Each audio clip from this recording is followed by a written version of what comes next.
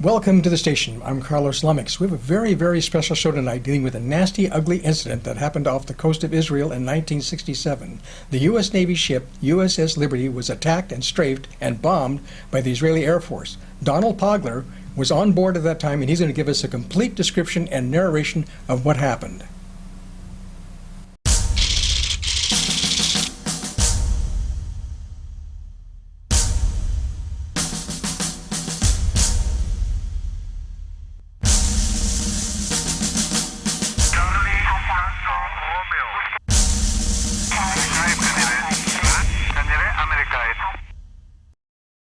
My name's Donald Pagler, Donald Wayne Pagler. First, let me say, I usually start this by saying this presentation isn't about me, it's about my ship and what we did and what we went through.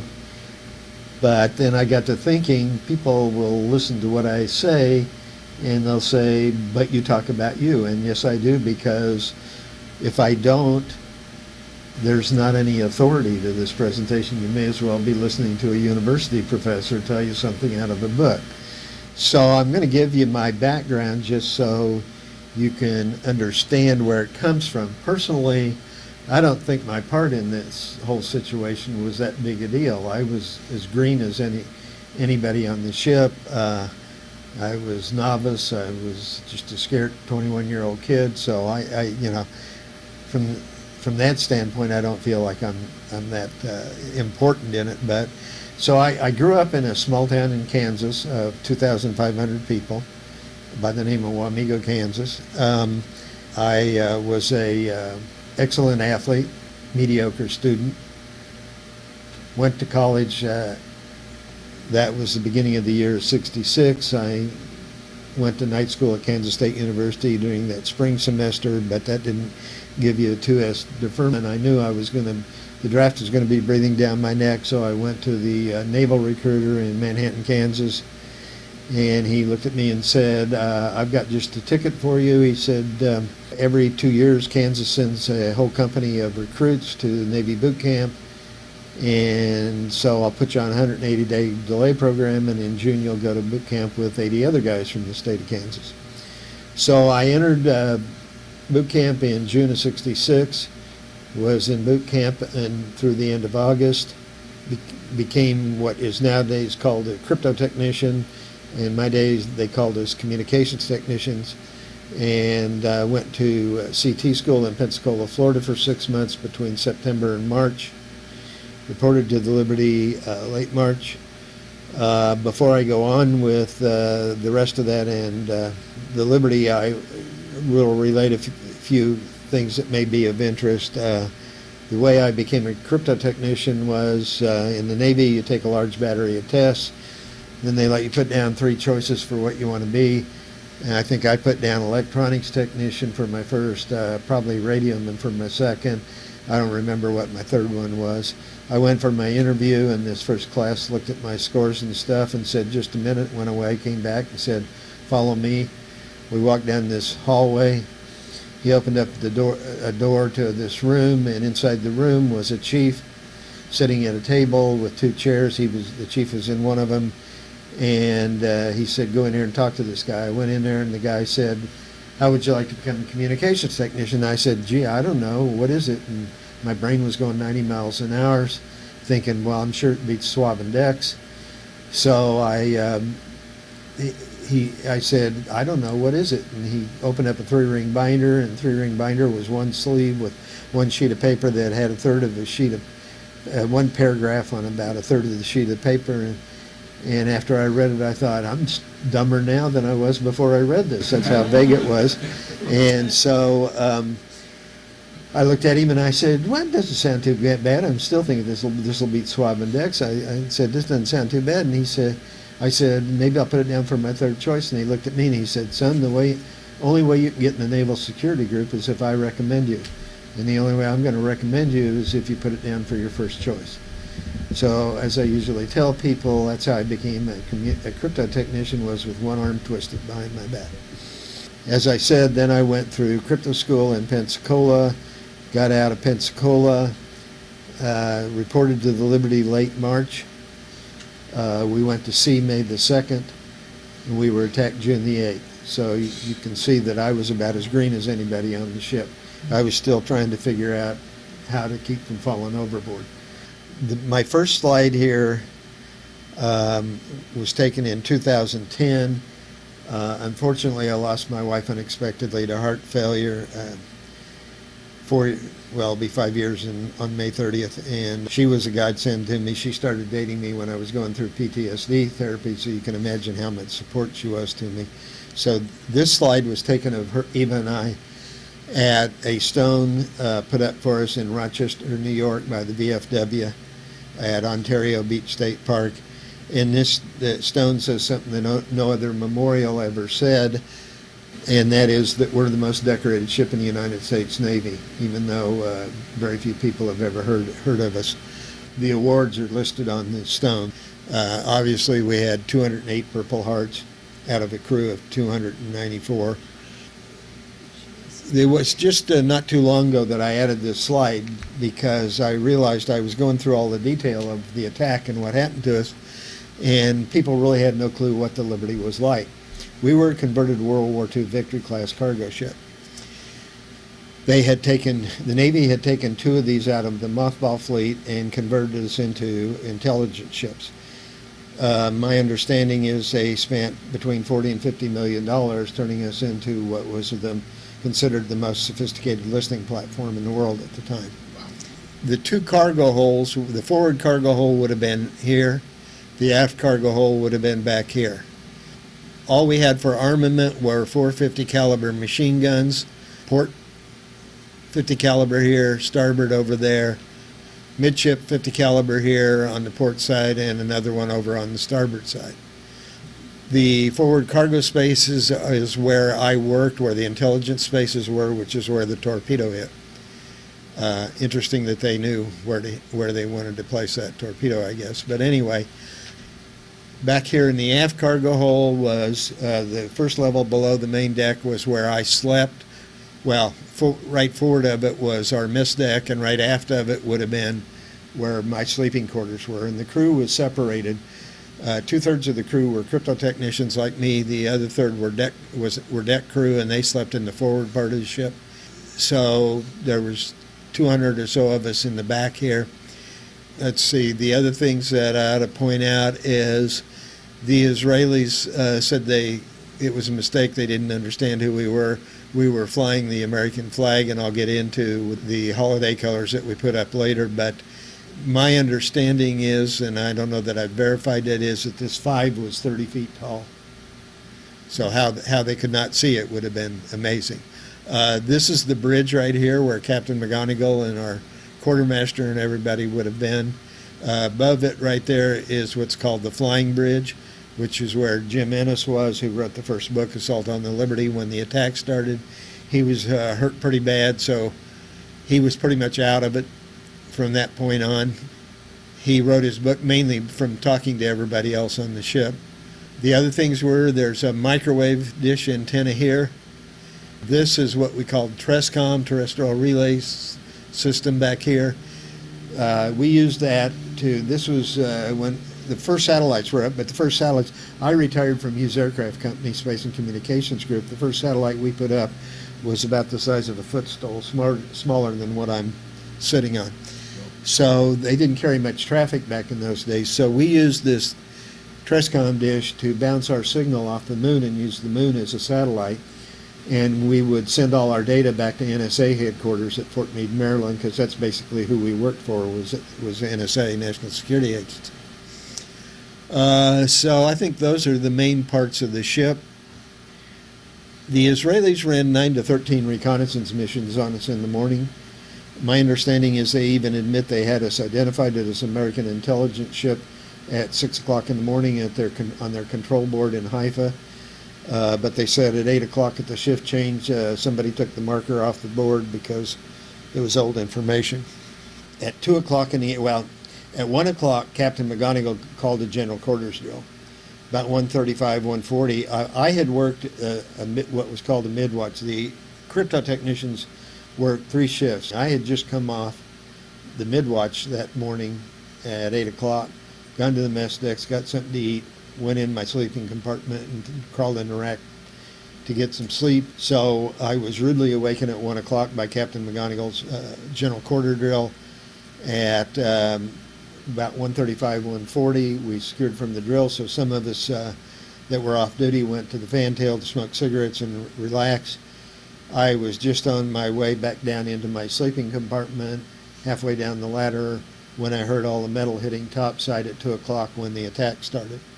So I just went on down into my sleeping quarters, through the hatch onto the mess deck, because my general quarters station was what was called Repair Party 3. I was supposed to be in charge of a submergible pump. And so, fortunately for me, or unfortunate from the standpoint of living with Survivors Guild afterwards, I spent most of my time below deck during the air attack. I'll get into what I did, but anyway, when the Israeli fighters left, we had over 820 rocket and cannon holes in the top side of the ship, and you'll see the size of the holes later. And then after that, they came out with bombers and dropped napalm on us.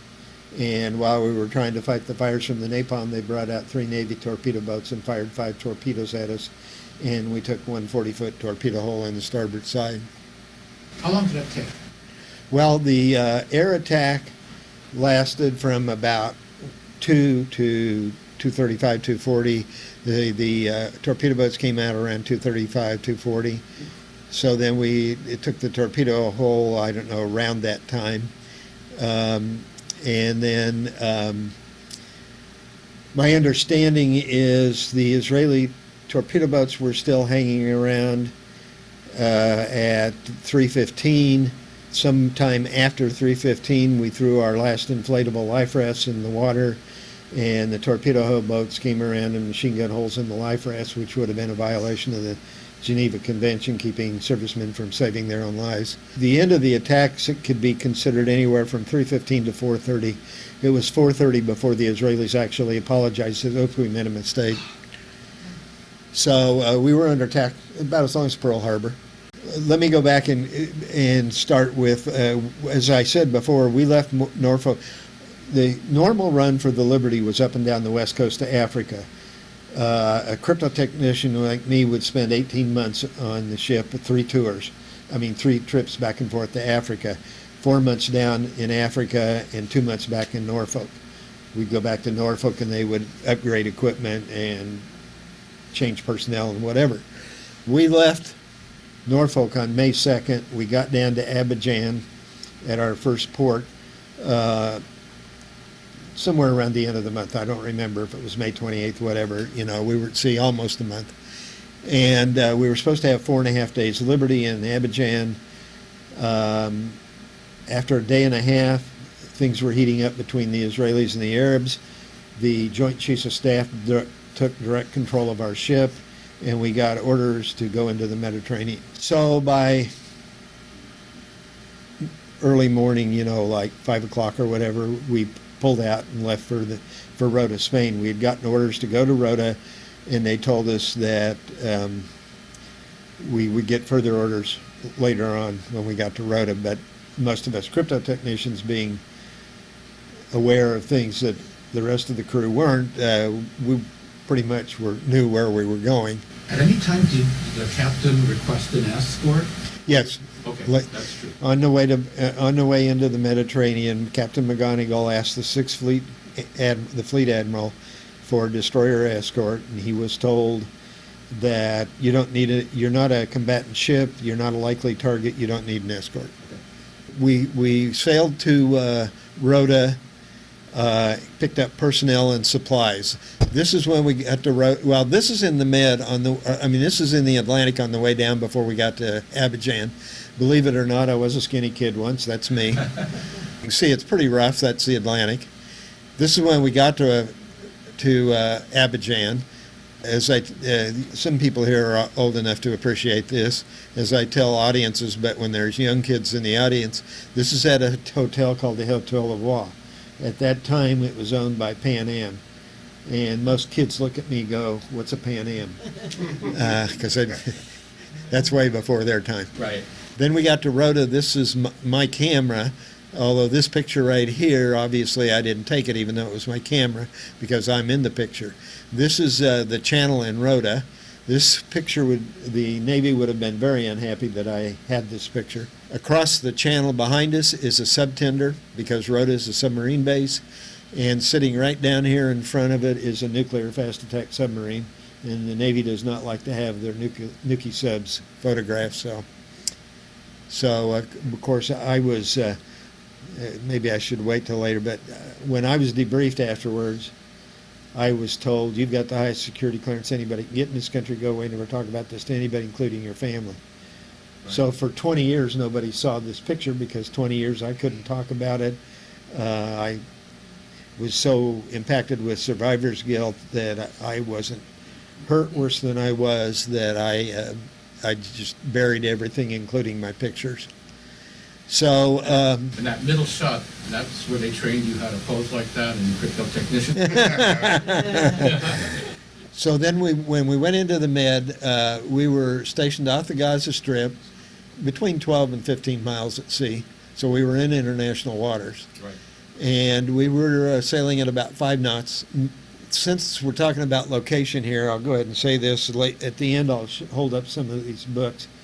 One of the books that was written, it was by a guy by the name of James Bamford. That came out in like early 2000.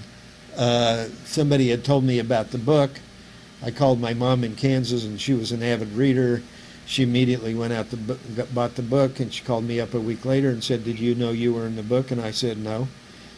So I called Bamford, and Bamford had been a CT like me in the 60s. Then he got out and became an investigative reporter for Peter Jennings. So he had both a Navy background and a reporter's background. Wow. So when he wrote this book, and one of Jim's suppositions is that he says there's substantial evidence that Sharon was in charge of the Israeli army at that time, that Sharon's army had a whole brigade, over 850 Egyptian prisoners corralled in El Arish, and they were shooting them, making them dig their own graves and then shooting them and covering them up. Now, it turns out we happened to be sitting directly 13 miles off of El Arish.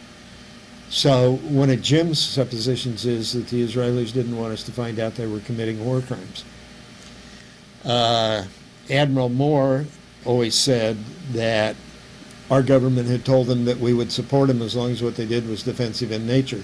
The day after they tried to sink us is when they attacked Syria and took the Golan Heights land, which obviously isn't defensive. Admiral Moore thinks they didn't want us to find out what their plans were. It turns out a number of years ago, I found something on the internet that said that the Israelis actually had planned to take the Golan Heights on June the 8th, and they postponed it for a day so they could get rid of us. These were pictures, obviously, before the attack. This is our executive officer, Armstrong. This is Armstrong. This is one of my CT chiefs, Chief Smith. There's a barracks named after Chief Smith now in Pensacola, where I went to school. Both of them were killed during the attack. This was 3 of our top officers sunbathing a few hours before the attack. This is Armstrong. This is Lieutenant Golden. And this is Captain McGonigal. Now, Lieutenant Golden was an LDO, limited duty officer. He was an enlisted man. In World War II, he had 2 ships shot out from under him. So after the Liberty, needless to say, George became an extremely religious person.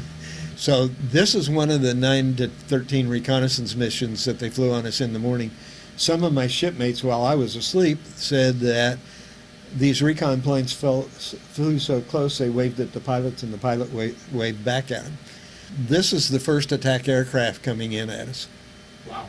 This is me with 2 of the 820 rocket cannon holes, so you can see the size of the rocket holes. As a matter of fact, when we got to Malta and they were patching up the ship and everything, one of my shipmates who I've gotten together with the last couple of years in Maricopa, Arizona, was a ship fitter. He brought one of these rocket holes that had been cut out to our get-together in Maricopa. This is Captain McGonigal on the bridge looking at a rocket hole. This is Ensign Lucas with two of the rocket holes. When the torpedo boats came out, Captain McGonigal told Lucas to go out and tell the starboard gun mount, midship gun mount to stop firing. And Lucas said, I went out on the flying bridge, and he said, I looked at the gun mount and there was nobody in it. The gun was cooking off from all the napalm fires. So there was obviously no real direction to the bullets. This guy, Herb Petum, he lives in Missouri now. That's basically taken in the same position of the picture of me. Right. So just more, this is around on this port side, 2 more of the 820 rocket holes. This is, again, the Trescom, more battle damage. Did these rockets go straight through the ship? Oh, And I'll get to one of them here in a bit. okay. Here I'm on the starboard side at the aft end of the ship looking forward. So this is the back of the bridge. This is the flying bridge up here. This is the back of the bridge. You can see 3 rocket holes there. This is our starboard midship gun mount. This is where our whaleboat hung. It burnt from fire, so it's gone. See here, damage to the ladder. This picture ended up in Life magazine. The one good thing about this picture is it kind of shows you the overall damage. I mean, we're just peppered with holes. Again, here, this is the port side of the bridge with rocket holes. Here I'm on the starboard side looking, the forward part of the ship looking aft at the bridge.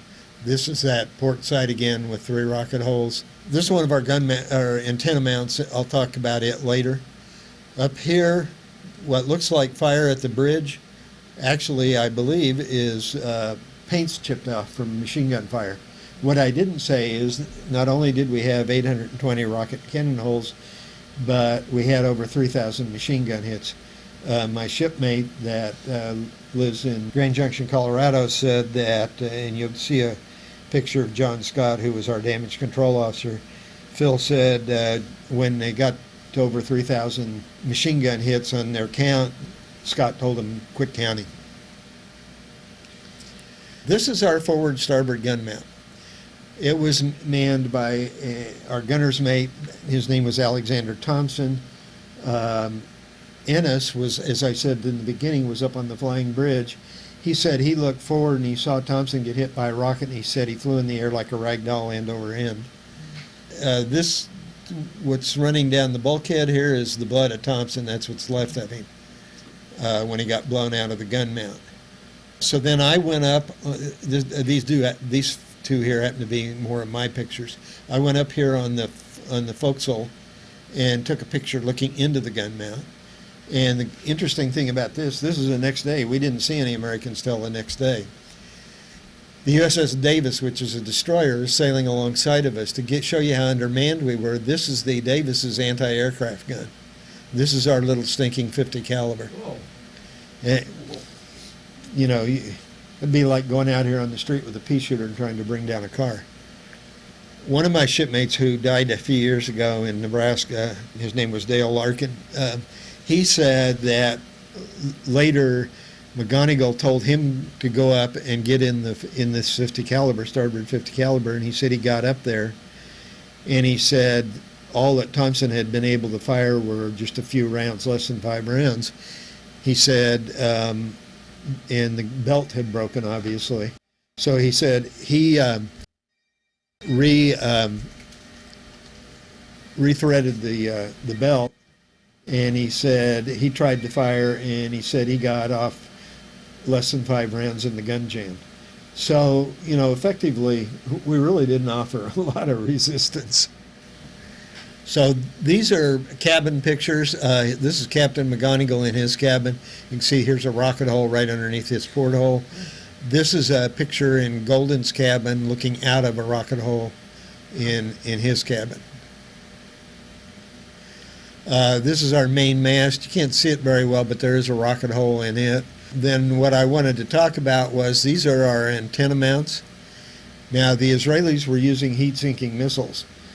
So antennas radiate a lot of heat, so they immediately took out all our capability to communicate.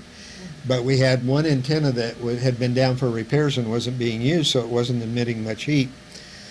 So my shipmate, who I became close to, who died 2.5 years ago of a heart attack up in Visalia. Terry was an electronics technician. During the air attack, he went out and strung a long line from the transmitter out to the one antenna that hadn't been being used and wired it up. What is his full name? Terry Halbardier. Okay, thank you. And that's how we got out our distress call. A little side story about that is nobody really realized till years later what Terry had done, and so we got him awarded the Silver Star about 7-8 years ago when I went up to Visalia for the presentation from his congressman. Terry's Silver Star citation is the first citation that says that it was the Israelis that attacked it. My presidential unit citation, Captain McGonigal's Medal of Honor, they're in that thing I gave you. All say we were attacked by foreign jet aircraft and torpedo pilots. Never says it was the Israelis that attacked us. And that many years later, 7 or 8 years ago, I guess the pro-Israeli people in this country were asleep at the switch. And so Terry's Silver Star says that we were attacked by the Israelis. So that was a good coup for us. But John, you said that there was a picture that was in Life magazine. So Yeah. this wasn't. Did they say it was? The that was that. Israelis? Well, they didn't know. No? They made it sound like it was a mistake. Actually, that whole magazine was a spread about what the Israelis were doing with the war, Six-Day War. Matter of fact, the front cover of the magazine was a Israeli soldier holding an AK-47.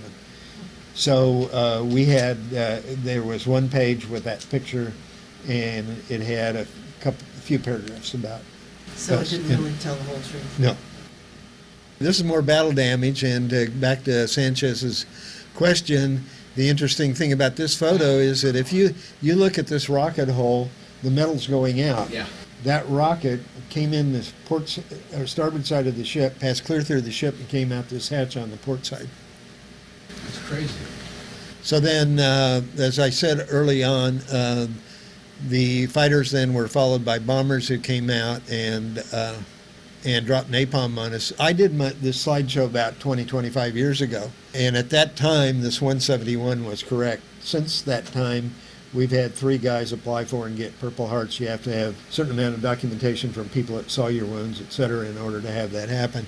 So this is on the port side. These are my photos. These are pictures of the napalm fire area. This was one of our inflatable life rafts. Obviously, they're all gone. They all burnt from napalm. Then I looked to the right and took a picture of where that rack attaches to the bulkhead. You can see the whole bulkhead's charred from napalm fire. Then I looked up above, and that's where the same attach point is right here. And above it is our port midship gun mount. And then I went up on the next deck up above and took a picture looking into that gun mount. Can I ask you a question? What's running through your mind at this point when you're taking this shot? Well, now this one was probably a day or two later. Okay. So this wasn't during the attack. I was just stumbling around. I was in shock. Okay. I couldn't understand what the hell had happened to us. I mean, when it first happened, guys were asking, who in the hell's attacking us? And most everybody thought it must be the Egyptians because we couldn't figure out who else would be doing it. And I didn't say this, but, the Israeli aircraft were unmarked. So we didn't know who was attacking us. We didn't know it was the Israelis. Well, Captain McGonigal finally figured it out. When the torpedo boats came out, they were flying the Star David. That was the first time anybody knew, but the rest of the crew really didn't realize. So then here you can see where the fire line stopped. So those other pictures I showed you were taken back here. And like I said, the fire line pretty much stopped here. Actually, our XO Armstrong was killed because we had some fuel drums out on the deck, and he felt they were dangerous, that, if they got hit by any of the armament, they would explode. So he went out on the deck to jettison them, and that's when he got killed. But anyway, so this is more all fire damage. You see it's all charred. That's, again, our TRUSCOM antenna looking over one of the gun mounts. I can go back to what my small part in this Dog and Pony show was. So I went down into the ladder. I went into the mess deck. Obviously, during the air attack, there was no need for a submergible pump. So somebody grabbed me and another fellow and said, go to the bridge and bring down wounded. So we crawled up through the superstructure in the inside part of the ship and brought down wounded to the mess deck where we had our hospital area set up. And I honestly do not remember. All I remember is that first run up there. I don't know how many runs up and back to the bridge I made. This is where you were injured, correct?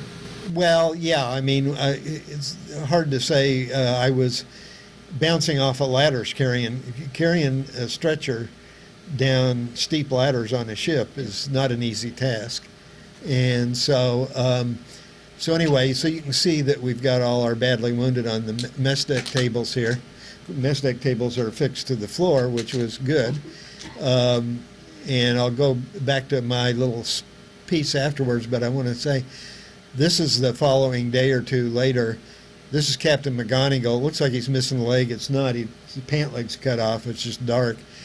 But he had bad shrapnel damage in the leg, and so they had taken his belt off and used his belt to make a tourniquet on his leg to keep him from bleeding to death. I guess that night he was laying on the deck navigating by looking at the stars. The guy next to him, Lloyd Painter, he was one of my crypto officers.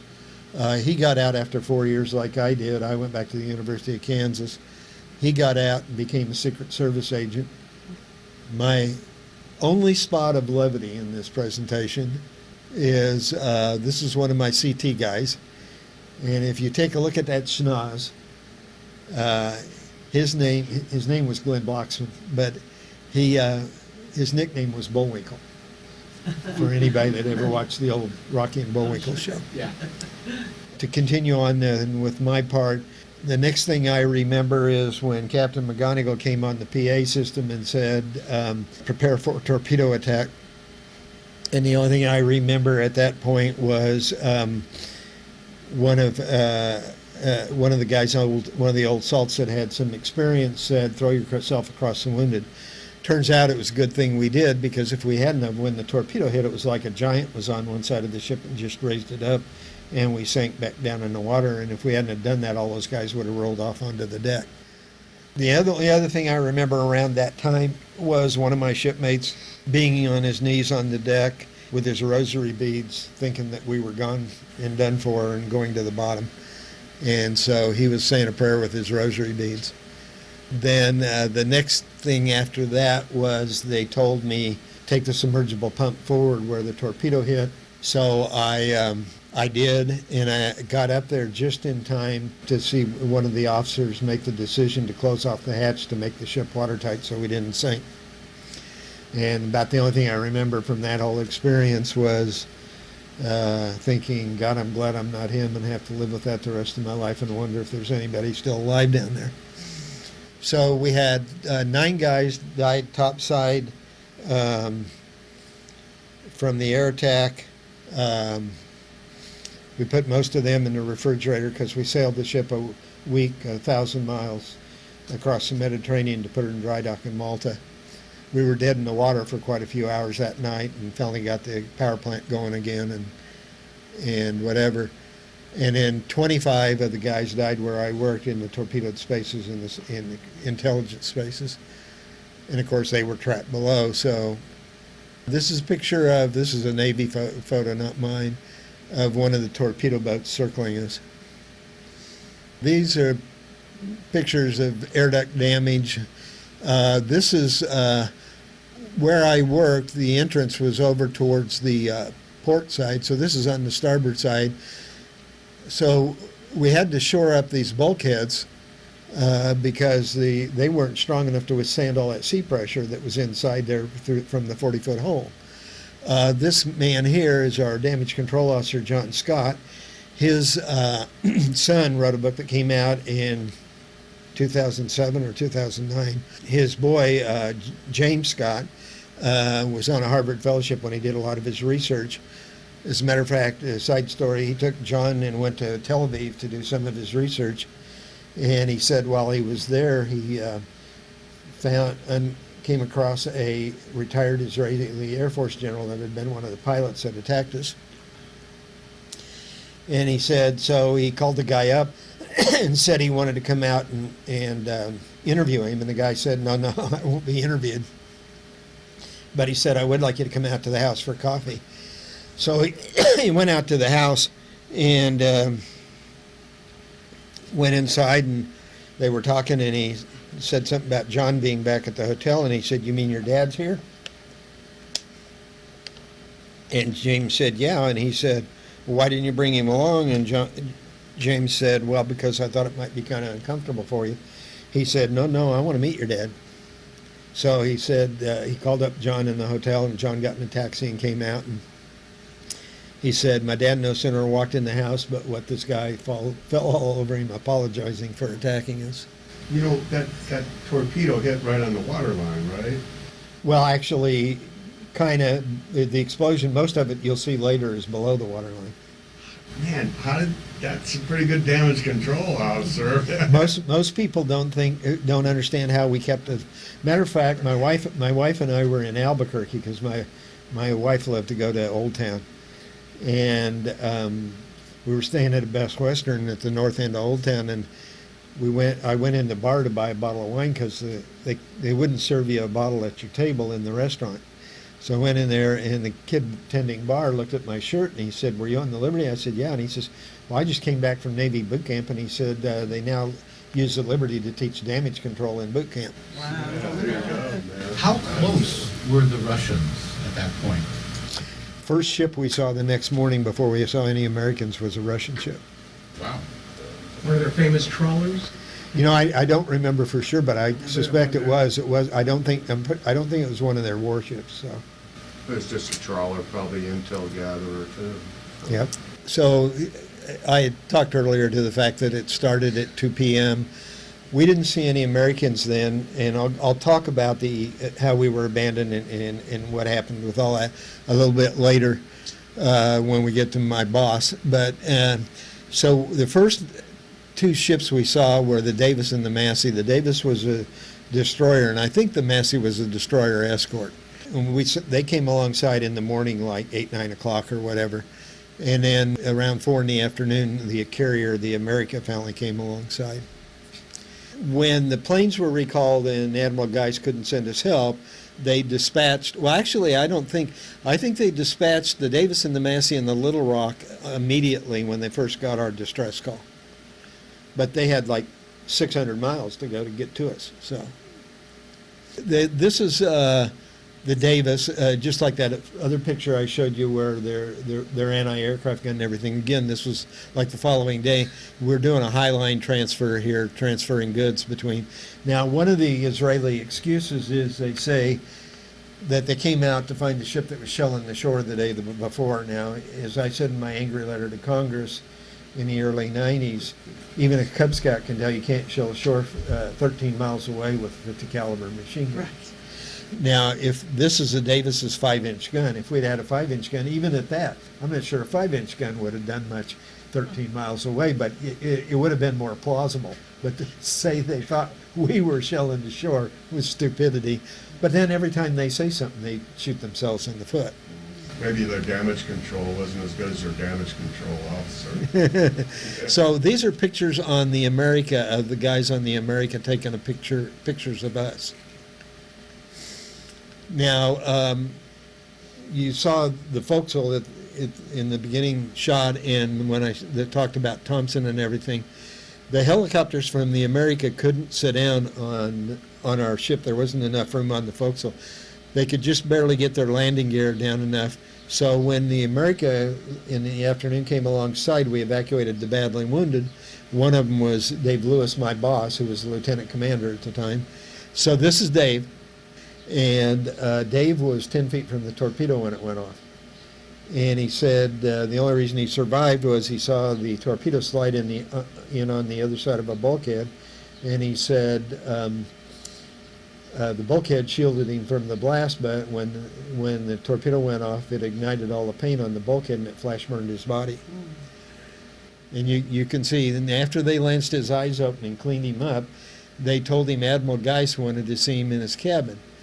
So he went up to Geist's cabin, and Geist was the wing commander, so he was in charge of all fleet operations. I'll backtrack a little bit here. Captain Tully was captain of the Saratoga, the other carrier. Right. And Tully became friends of mine. He told me back in '91, he said, when I got your distress call, he said, I put 16 planes in the air, 4 tankers, 12 fighter bombers, to come to your aid. And he said, before they were out of sight, they were recalled by the boss on the American. And so poor Joe, even I would go up and take Joe and Ruth out to dinner every year, and Joe would look at me with his confused look on his face and say, I never could understand why my planes were recalled. So it obviously bothered him all his life. And so Dave went up to Geis's cabin. And Geis was, like I said, second-ranking admiral right under Fleet Admiral Martin. And he told Dave, he said, when Tully put up his planes to come to your aid, I radioed Washington, and he said the next thing I knew, Secretary of Defense McNamara came on and said, recall the planes. And he said, I couldn't believe they were going to abandon you guys. So he said, the only thing I could think of is maybe they thought there were nuclear weapons on those planes. So he said, I told both the America and the Saratoga to bring up older planes from below that could only carry conventional armament. He said 90 minutes after the attack started, put up a set of planes from each carrier, radioed Washington again. McNamara came on and said, recall the planes again. He looked at Dave and he said, I still couldn't believe they were going to abandon you guys. Oh, and I think, I don't know if I said that, but it was an hour and a half after the first flight that he put up the second flight. So he said, I still couldn't believe they were going to abandon you. So he told Dave, he said, I decided to push it. I asked him to authenticate his message, which in the Navy means, does your boss agree with the orders you've been giving me? It's going over his head. And he told Dave, he said, the next thing I knew, Lyndon Johnson came on and said, recall the damn planes. I don't care who dies. I'm not going to embarrass my allies. Oh my God. Is there an actual recording of LBJ saying that? I don't know that, but on this thing that on my front sheet where I wrote the top 2/3 of it, the letter part at the bottom was my boss here, Dave Lewis, telling the story about what Geis told him. The way that came about was at our 97 reunion, our 30-year reunion, I got the Navy Memorial in D.C. to put on a month-long display about it, which shocked me. I couldn't believe they were going to do it.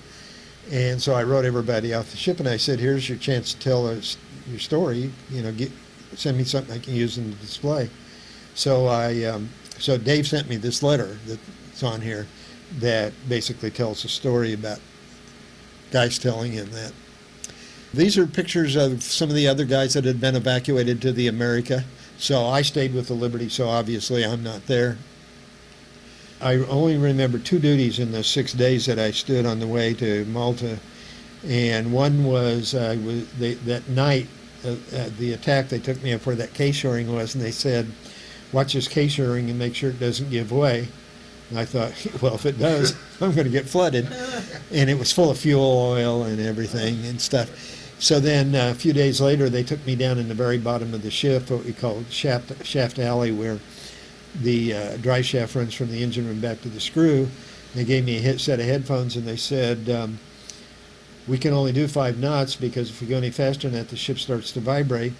Watch this drive shaft, and if it starts to leak water, call the bridge and tell them we got to abandon ship. And the only thing I remember thinking was, that's great, you guys might get off here, but I'm going to be stuck down here in the bottom of this thing. So, Quick question, back again to watching the K-rails. Was it particularly you that they assigned this task? Was it because you were expendable, or you just happened to be there? well, like to some degree, I think it was that I was green. You know, they weren't going to choose me for duties. That's why my general quarters station wasn't where I worked, was because I was so green. They wanted more experienced CTs in there because we were going to have to destroy our equipment and papers and everything else, and so they wanted the more senior guys in there. Wow. So this is when we got to Malta. This is the tip of the torpedo hole. We're still in the water. And same thing here. It's a little bit clearer picture of it, but that's, like I said, just the very tip of the hole. You should have just sung. Yep. That's amazing. Well, wait until you see the rest of the hole.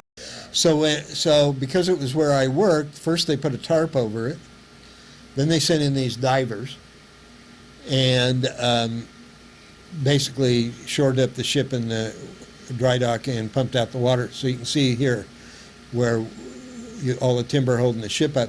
So this is the torpedo hole. So this is that tip you were looking at before. This is the water line. This is all torpedo hole. It's all underwater. And to give you an idea, perspective of how big it is, that's one of my shipmates standing there, if you see the white hat. It's a 40-foot hole. As somebody told me when I was giving one of my presentations, you can put your house in that hole. So these are pictures taken inside. And again, I only have really one other recollection, which is the next slide. Phil has told me he thinks this is a picture of me.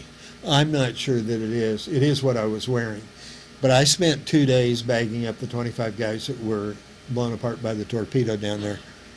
In the first, out of those 2 days, I only remember 15 minutes. In the first 15 minutes, I found an arm, and I knew whose arm it was. He was a bodybuilder, right? Yeah, and after that, I blocked everything out. And the reason I knew whose arm it was is because even though it had been soaked in salt water for a week, he was a bodybuilder, so I could tell by the relative structure of the muscle that it was Phil's arm. 2 or 3 days or a week later, they flew some of us back to Norfolk, and that's when I was debriefed, and they told me, you've got the highest security clearance anybody can get in this country. Go away, never talk about it to anybody, including your family. And I'll go into that and the impact on my life later. But these are pictures of us on break during the 2 days. That's me. If the close-up was of my face, you could see that I definitely was not a happy camper. I definitely had the PTSD look. And so anyway, these were when they were bringing caskets on board, and these are some of the guys we had in body bags. Now, I don't want to forget, of the 25 guys that I bagged up, 6 are buried in what we call our mass grave in Arlington. And when they put up the headstone originally, they wouldn't even put the name of our ship on it. It said died in the Eastern Mediterranean, like they died in some taxi cab accident in Beirut. And it took us 15 years to raise enough hell to get it changed to killed U.S.S. Liberty. That's how far people have gone in this country to keep it all buried.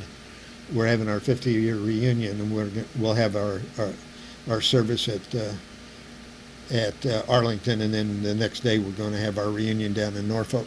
But anyway, these are 34 guys that on Veterans Day and Memorial Day you can think about because they died for their country. Being told to never talk about it, and all the Survivors Guild, I ended up in '85. I started losing my my vision. I couldn't see the center stripe in the road anymore.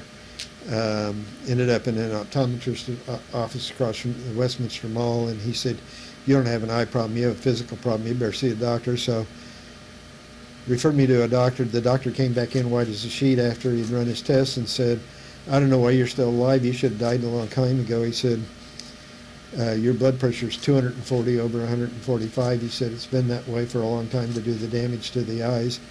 And he said, it's been that way a long time to do the damage to the eyes. He put me on as heavy blood pressure medication as he could.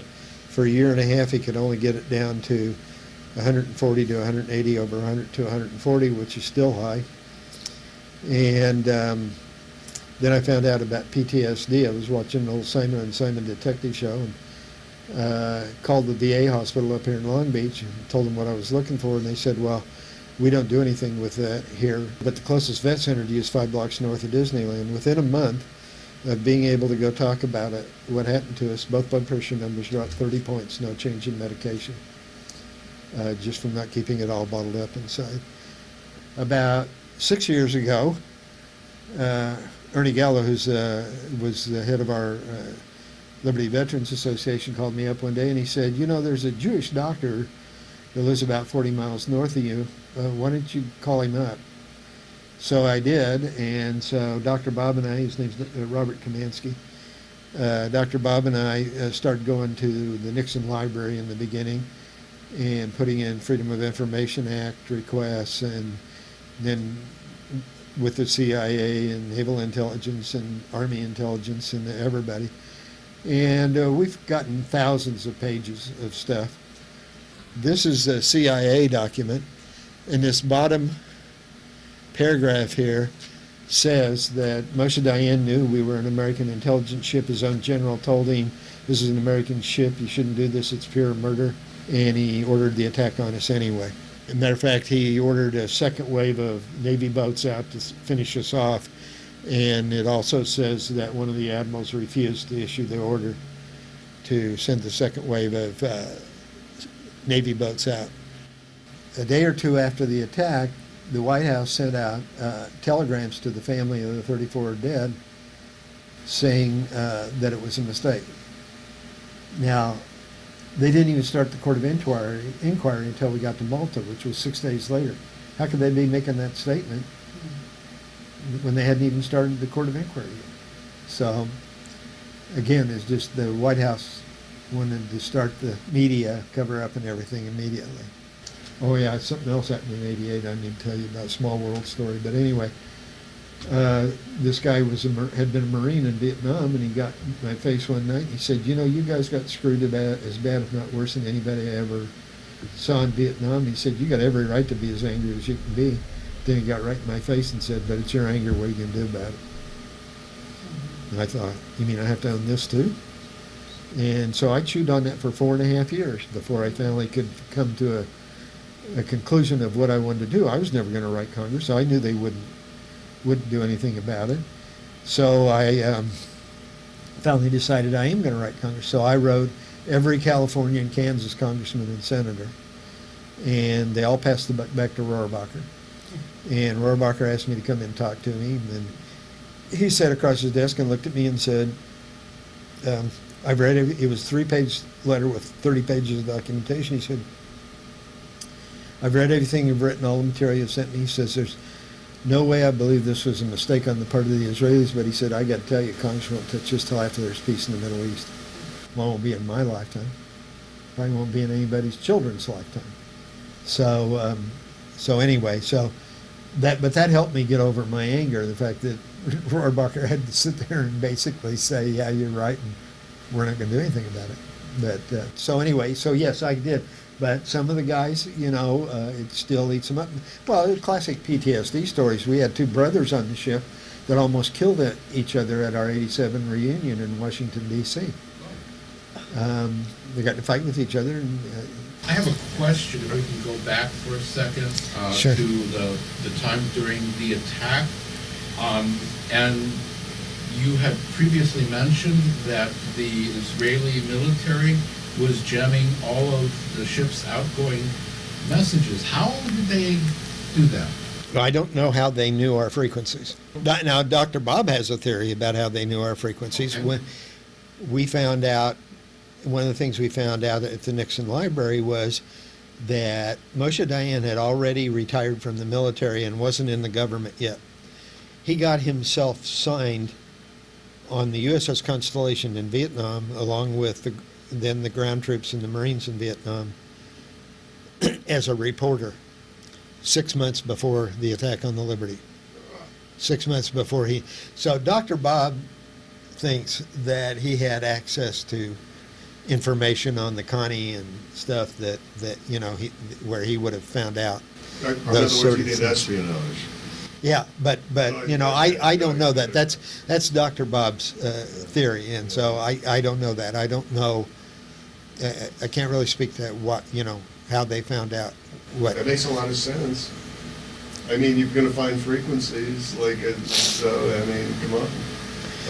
And again, besides the antenna that Terry wired up, the only other reason we got out to distress call was that they couldn't run their jamming stuff at the same time they were firing at us. And that's when we got our distress call out. How does that happen? There's something about the equipment on the planes, I guess. They couldn't be doing both things. That sounds like an EA-6B, like a prowler. Because they're jamming at the same time, but they carry pods. What is an EA-6B? It's a jammer and an attack. It's got a multi-role. Yeah, you said something that when you were attacked by the Israeli planes, they were unmarked. Yeah.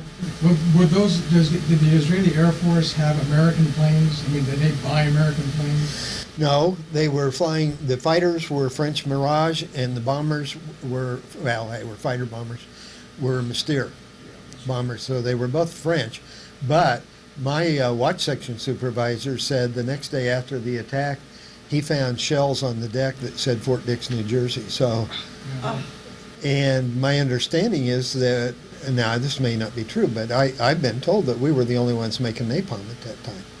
You know, Because I was gonna ask you, how many I, sorties? you know, they did. my whole point is, I just want to document what happened to us because the media in this country has so misrepresented it that it could be construed as a case of mistaken identity. And if you can look at how long we were under attack and all the damage that was done, and as I said, come away with the fact that it was a mistake, then you live on a different planet than I do. All the rest of this stuff of trying to say why the Israelis did what they did and so on, I don't like to get into because only the Israelis can ever share with the world what their real motive was, and until they want to do that, it's just speculation. Do you want to offer any closing thoughts of any kind to the viewers here? Probably should. Said, you know, I got into this because after being told to keep my mouth shut, I needed to do something because I was killing myself. Then I realized, well, I need to figure out what happened to us, so that's when I started doing this research and stuff. And I think about all the things that went along with it. I mean, if I hadn't had the support of my wife, you know, I don't know that I would be where I am today. And so, sad thing is, we're all dying. Yes. Well, this is why we're here. This is why you're telling your story, Don. So. Well, that's just it. I don't want to go to my grave letting stuff that's obviously not true be spread. Now, it's not up to me to be able to say to the world, this is why it happened. I can't. I'm not God. I don't have that answer. Well, it's been a rather illuminating 2 hours of truth here, Don. Yeah, thanks a lot, Don. That was very, very interesting. Yeah.